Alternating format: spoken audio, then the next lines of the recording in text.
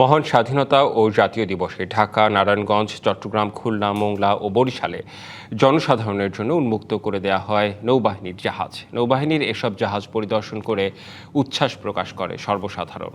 মহান স্বাধীনতা দিবসে বরিশালের কীর্তনখোলা তীরে সাধারণের জন্য উন্মুক্ত করা হয় নৌবাহিনীর যুদ্ধজাহাজ বানৌজা অদম্য, যেটি শুধু লোহার ইস্পাতের কাঠামো নয়, যেন এক টুকরো বাংলাদেশ।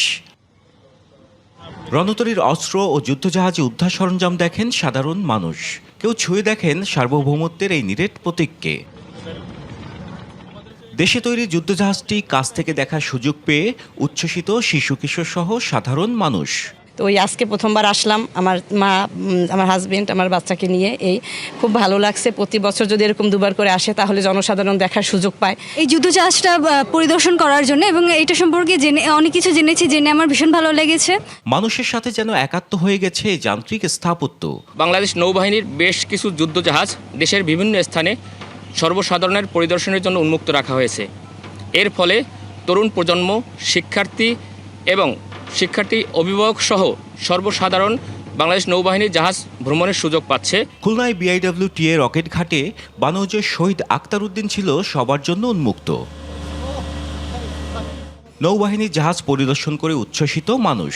নৌবাহিনীরা যেভাবে যুদ্ধ করে সেই সব শিখেছি।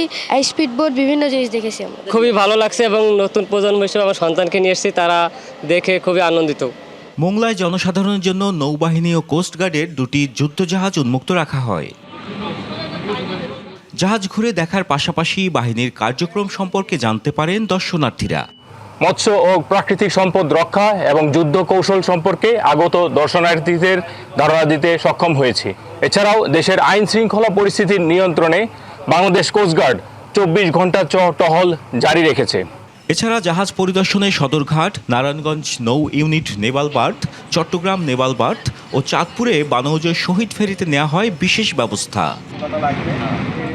Ziyad Mahmud, DBC news desk. নগদ নিয়ে এলো হার না মানা হার অফার। সর্বনিম্ন 10,000 টাকা রেমিটেন্স নগদে পাঠালে থাকছে স্বর্ণের হার জেতার সুযোগ।